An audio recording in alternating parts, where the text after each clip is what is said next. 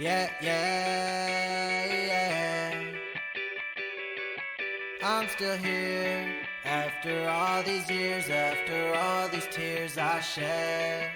I'm still here and I'm walking this earth like I should be. There was days that I didn't know if I would be.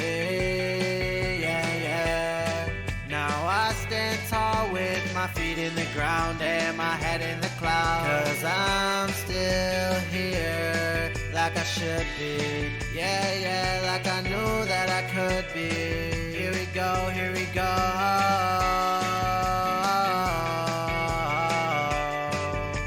I'm still here.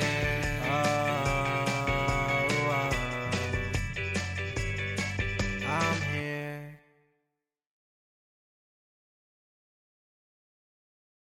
Welcome back. I have been thinking about what it would be like to be able to take a vacation from having metastatic breast cancer. Okay. I just am like, it's just kind of exhausting, right? To have it all the time. I, yeah, I don't know. Yeah. I can imagine. So it's just been this thought rolling around my head. And I thought, if I am having these thoughts, I'm not the only one. Who one day you get handed this diagnosis and you never get to leave it behind. Hmm. And over the long haul, that seems like a lot. I agree. There's other diseases that would be the same. Mainly, a lot of cardiovascular diseases, you're never going to be free from that. But there are surgeries that can alleviate a specific problem, but just overall, like the weakening of hearts and things like that, you never get rid of it. Right. Unless you get a new heart. Ooh. Can't get a new body. No, it doesn't work like that for cancer, right? Yeah. For metastatic cancer specifically. Mm-hmm. So I don't know. I just was thinking about how it adds to the stress of life, or what the components of it are, right? Mm-hmm. And it's so invisible in many ways that it's kind of like, I find even myself thinking, why do I feel like this, or why this? But it's always there. So it's Mean like aches and pains and stuff like that? Are you well, talking I about? think not just aches and pains. I think aches and pains, it's different. I think that kind of thing, when I look at anything medically, other than like my knee's been bugging me a little bit, that's like, oh, I need new shoes, right? But even today I had a headache, and I can talk myself through, this is allergies, it's this time of year, blah blah blah, but you also go, hope it's not a tumor. There's always that underlying little bit of um just always, you're constantly having to manage your anxiety level about something, Mm-hmm. and Do you think there's some people with metastatic cancer mhm. that don't? I bet. I don't know. I don't know if there are. I think you Because I'm always. sometimes surprised by other people's mindsets in when I would say, "Oh, well, I would be fill in the blank," Okay. and I'm surprised by others like how they react to things, and I'm just like, "Wow, I wish I could be that way." Yeah. I mean, I think it's always a sliding scale of how much you're thinking about cancer, metastatic cancer, how much it's intertwined in your life. But I think what I've been feeling is this: how do I just get a break from the baseline of it all, from the fact that it's always there?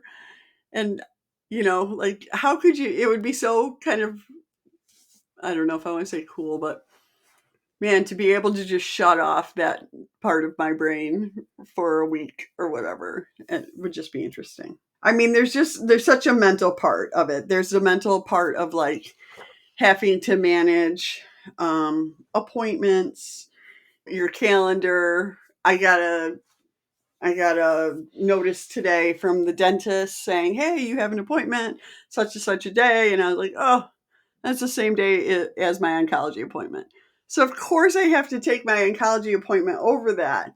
But like it's really hard to get into my dentist. you Yeah. know? So it's like, nope, that's got to come first and hopefully I can get my teeth cleaned in a reasonable amount of time, but it's just one of those things. It's like, okay, and even like as I've been planning my work schedule out, I have scans and appointments coming up, and it's like me thinking, oh, I can just do this day. And it's like, no, you can't. You have to do this, like you have to give up time to do whatever. I have been taking advantage of the fact that I can do PET scans in the evening. So that's kind of nice because I don't lose a whole day that way.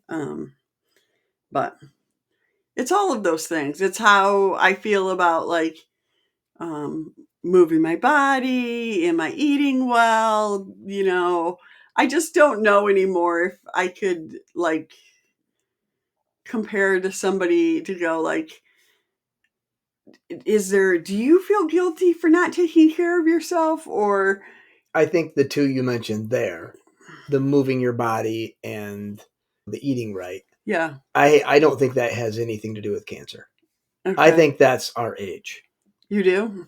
Well, I'm saying everybody else at your age is going through the same or worse.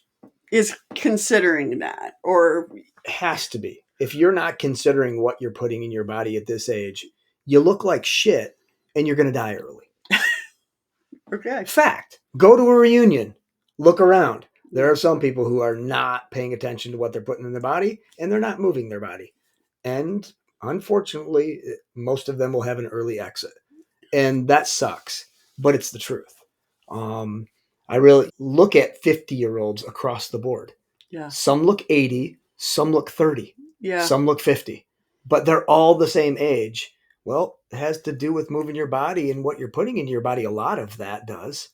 Um, and I think you have a bunch of extra, like the stuff you've listed and stuff but those two things I think are across the board. I guess maybe the difference with that a little bit is that in when you live with cancer, people will flat out ask you, "Are you?" Mm-hmm. Well, what are you doing for yourself? Well, my doctor does too, No, and I've not never had cancer. not just a Oh, okay. doctor, but Mm-hmm. but people. Are you eating this? Are you doing this? Like that Oh, weighing yeah, yeah, in yeah. as if they know what you should be doing to have cancer, kind of thing. Yeah, yeah. I Which got it. for a typical 50-year-old, however you look, people are generally not going to go, No, hey, you should do no, this. for sure not. Right. No. Yeah, So, maybe we need to do that more, but no. I don't know. But I don't know. So there's like kind of that mental part of it. There's an emotional part of it that's just like trying to live fully and joyfully and all of those things. But it doesn't mean that it doesn't get hard sometimes. Mm-hmm. Um, it's kind of funny to me. I was in a meeting recently with our patient family advisory council. We were talking, our job on this council is to try to bring forth the patient voice and, make things better if possible. At the University of Michigan is where I'm at for this. And it's one of the topic that just gets me the most, and the reason I'm on PFAC came up yet again. And it surprises me that even 26 years later, I'm still angry and frustrated about it. And I know that I'm going to encounter the very same thing in 2 weeks when I get there, or 1 week when I get Yeah. there. I don't know if it's fixable. But it's just so disappointing to me, like that. You can tell them what it is. Oh, well, sure. I mean, so I've always had to do nuclear medicine scans, and it used to be bone scans, but now it's PET scans. But right from the very beginning, they always would ask me, I would have to sign if I was pregnant, like, sign that you're not pregnant, kind of thing. And it just is so frustrating. And it makes me not just mad, but sad. it's like the easiest way to get me to grief is to make me sign something saying that I'm not pregnant when I could no longer be pregnant because of cancer. And the fact that we in 2025 with all of our technology cannot figure out a way for me to sign away my liability. You can have it. You can have, like, I will sign off on it. But to always have to do that is, it's terrible. And it's actually gotten worse in the last few years because they've gotten rid of paper, which I used to just draw a line through. And now they're like on an iPad. So you, like, literally, if you don't sign it, they won't administer the test. It's, yeah, the emotional parts of that also are just, they drive me crazy sometimes. It's just such a fixable thing. It is It's such a, I know. It's a laugh at this point. That Well, but it's interesting because even in this, I will say, even I had somebody message me in the meeting and say, "Well, when you turn 60, you won't have to worry about that." And I literally like went right back and said respectfully, like, that's not the point. The point it's is, still going to conjure up all of those thoughts and feelings when you're 60. I know. It doesn't matter. It hasn't changed at 53. You wouldn't be getting pregnant now. I know, exactly. It has nothing to do with that. Yeah. It's just the emotional weight of things that you carry, and you don't feel seen, and people make light of it, or whatever comes. It's painful. Mm-hmm. So, and it's also kind of just managing all of that on a daily basis, like managing your emotions, I guess, day to day. Keeping track of the what ifs and the other things, which I think I do a pretty good job of, but I don't know. I think it's universal, and I wish there were answers to figuring it out. You think what's universal? The, like, carrying mental, emotional, physical weight of living with cancer. So yeah, I don't know how it couldn't be. Yeah. So so we've also, physical exhaustion is definitely part of it. I have been, I hate saying I've been trying, because trying is like, I don't know, kind of can be a cop out word, but anyway, I've been walking more.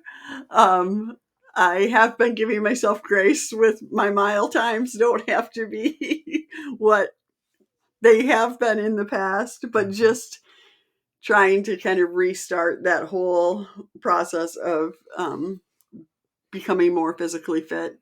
I think in the beginning of it, there's that balance of, man, I'm really tired and I don't want to do this. And then it's like, wait, but I'll feel better if I do it. And that, I think it becomes, it kind of tilts in your favor after a while. But at first, you really just kind of have to slog through and get going. And then I also, like, just sleep goes with that as well, right? Yep. If you work out, you sleep better, hopefully. I don't know. Yeah, I do. Yeah. When I get a really good workout in and I'm exhausted, I definitely sleep better. For sure. Yeah. Well, I don't know if I ever sleep good anymore, though. You think that's just an age thing? I don't know. Yeah. Well, it's certainly not the frickin' expensive bed we bought. Gee, I thought that was going to solve everything. Keep your money. Great marketing. Yeah. I didn't say what bed it was. Expensive. Yeah. I don't know when the last time, couldn't tell you. Years and years and years. Where I woke up feeling good, rested. Years, maybe 5 or more years. I think for me, it's not so much that, it's that I can't figure out what I need to do to get a good night's sleep. Like, sure. what's the perfect combo, or what will guarantee it? It just doesn't. There's no, like, sure way that I will be able to. fall asleep, get a good night's sleep, whatever, move on with my day, not be tired the next day. I don't know. Caffeine in the afternoon or evening, I'm just done. That's the dumbest thing I could possibly do.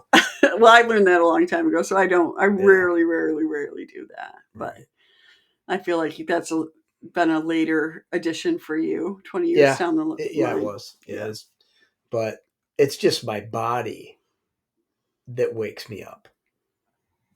Because not saying this wrong, but like it's painful. Yeah. I got to get up because I'm not comfortable in bed. Yeah. Well, I mean, you do run. But I do sleep, but maybe I don't sleep well. I don't know. I haven't checked my... You haven't checked in on that? No. Yeah. Yeah, I think some of it too is just even, we have a Great Dane and she's kind of loud and she walks around multiple times a night. And as a parent, you hear things, right? So I'm just like having been a parent or whatever, your brain just kind of is like, oh, I should pay attention to what's happening. Mm. I hear her move multiple times, I think, every night. So she goes from one side of the room to the other and back. And we should knock on wood. She has been sleeping all night though, which is good. But anyway, so I don't know what the cure or what the answer is for taking a vacation from metastatic breast cancer, because it's really not possible. But I have been kind of like, okay, what could I do to kind of, I don't know, turn my brain off for a little while or whatever. One of the things that I thought about doing, and we were talking about this a little bit, I just joined, or we just started a book club in the spring with like local friends. But one thing that I find with books is that, I don't want to say more often than not, but I would guess 30 to 50% of the time, the books that I read, which are like women's fiction most of the time, will have a cancer storyline. And nothing kills the vibe faster than going, oh, great, I know exactly what's going to happen with this, right? Mm-hmm. Or I'm going to have to, or how are they going to paint this picture or whatever that is. So in that light, I want to start a book club that would be virtual, but it would be the No Cancer in the Book club. So it would be, I would choose a book every month, and we could discuss it and do some different things, but it would be guaranteed that there's not going to be a surprise cancer book in that. So stay tuned on that. I'm putting it together a little bit, but I think it could be really cool. And we could, do it at different levels where you could just follow a thread and you'd get the book on your own, that kind of thing. But we could also do like a monthly Zoom call or something like that, do a discussion. I don't know. I just thought that would be fun. One way for me to kind of take a vacation from MBC is to read, to kind of go into something different. So I'd love to hear what you guys think about that idea, and how that might go. I told her I have hundreds and hundreds of book ideas. All of my books, no one's ever had cancer. Not one character in any of my books have ever had cancer. And I think they'd be great books for y'all. Okay, so now explain what kind of books you generally read. Good ones. And what is generally happening in them? For sure, like saving the United States from something that would happen. And I'm not saying there's not death, because there's probably a lot of death. But they're the bad guys. Only the bad guys die, generally. No cancer, though. No cancer, but also like he's literally, sometimes we'll be watching something on TV and it might be news related and he'll be like, oh, this just happened in my book. Yeah. And I'm like, it's great authors. Okay, I don't want the world is stressful enough to me and what's going on in the world. Mhm. I do not want to read. Well, you're going to want to go back to the beginning of a series then, because that was a long time ago. I don't want to read. I've been reading some of about these this. authors for over 30 years, 30, 40 years. So you'll be good then. And how many of those things have come to pass? Oh, some of them are pretty good at prognosticating there. Yeah, I don't want any prognosticating in my world. I don't want to know what's coming. I just feel like we should both. You should read one of my books, and I'll read one of your books, all the way through before we make a judgment. Oh. Yeah, you won't even do that.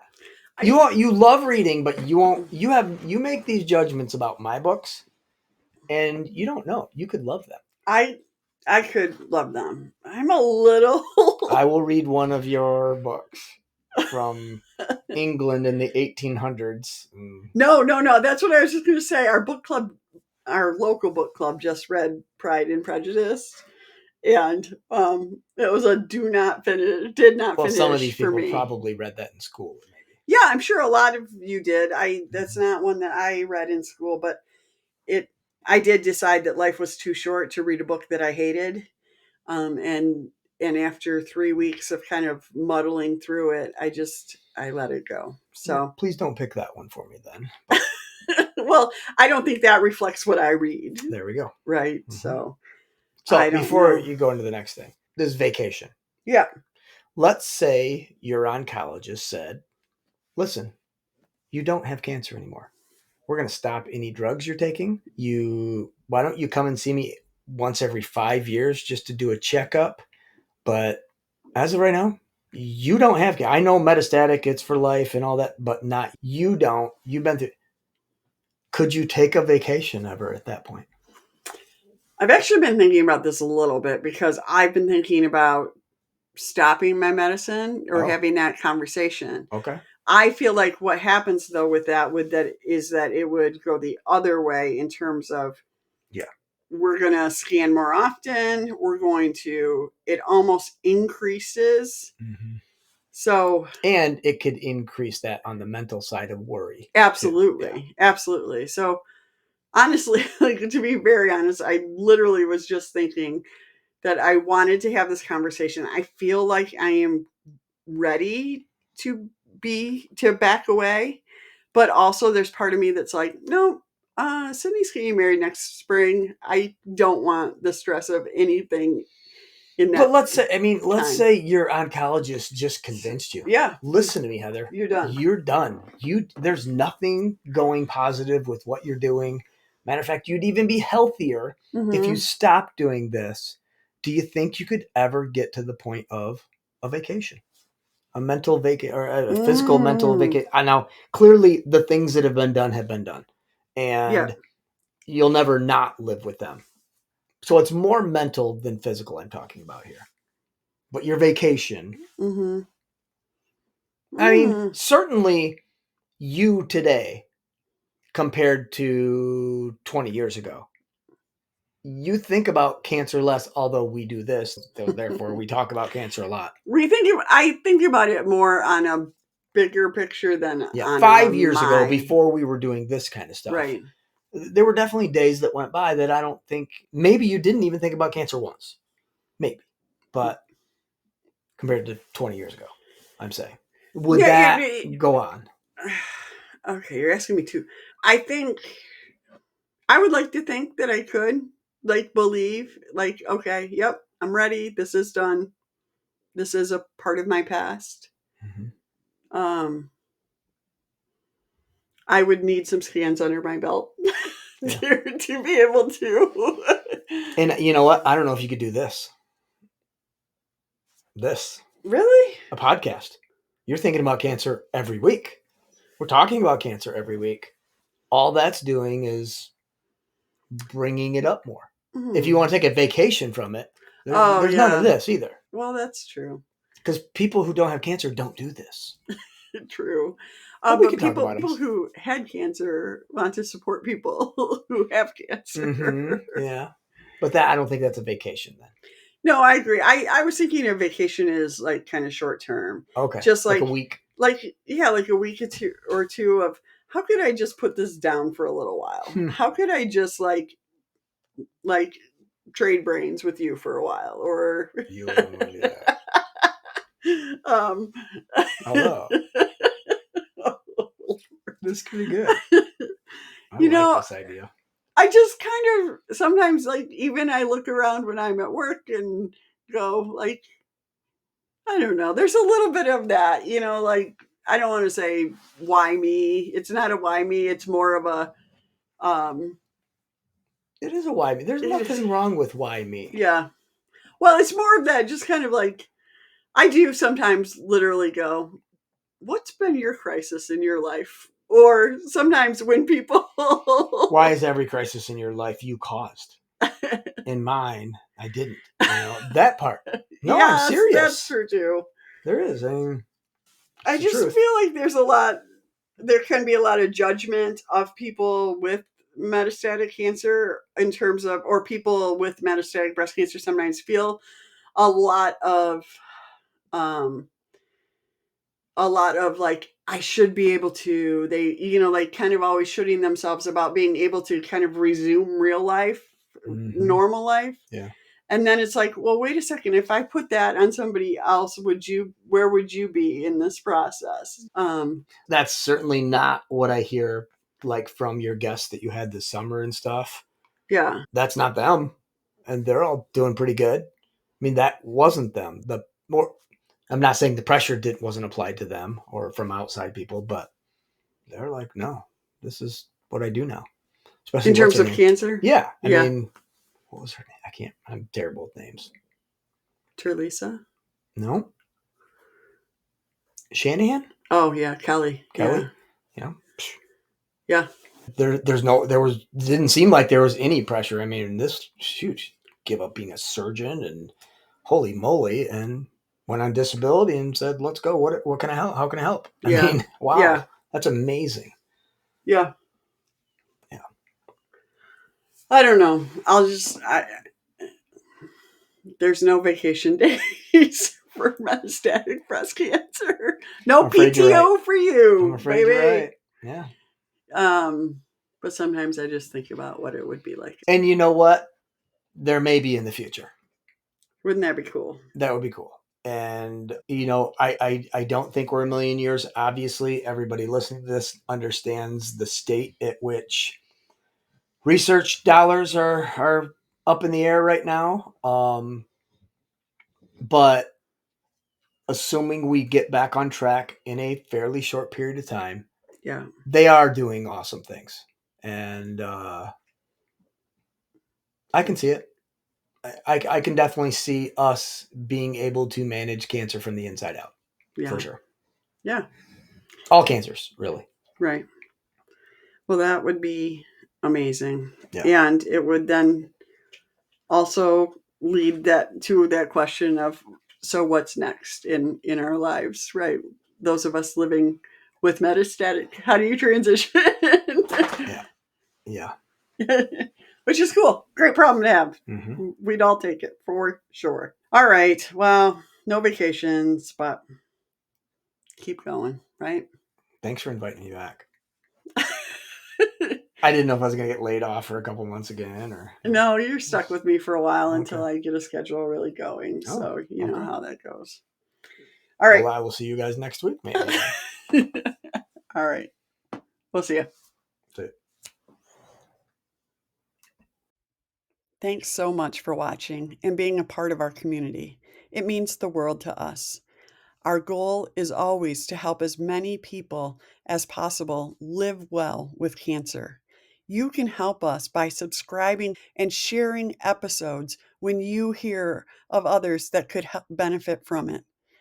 We really appreciate your time spent with us and your commitment to offering hope and inspiration to others.